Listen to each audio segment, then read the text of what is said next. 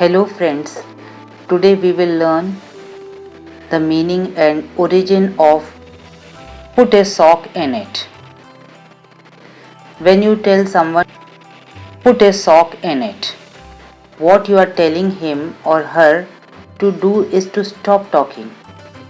In other words, you are telling the person to shut up. The expression is mostly used in British English in informal contexts. The Americans tend to say, put a cork in it. Here are a few examples. Hey Nikhil, put a sock in it, will you? Shweta has gone on long enough. It's about time she put a sock in it. Let's take an example in American way. Put a cork in it, you two. The baby is sleeping. Now we should look into its origin. According to some scholars, this expression began to be used after the first gramophone was invented. Do you remember those old gramophones? Gramophones were fitted with huge horns that served as speakers.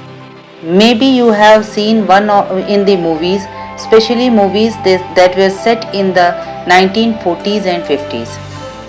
In order to play the old gramophone, you had to do two things.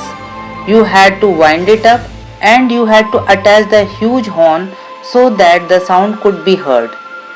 But the problem with the early gramophone was that you could not control the volume. There were no volume control.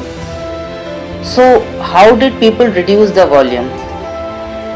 It was very simple. They put a sock in the horn to muffle the sound. So now you can understand the origin of this expression, put a sock in it, so that it will reduce the volume, or it means that you have to shut up now. Thank you.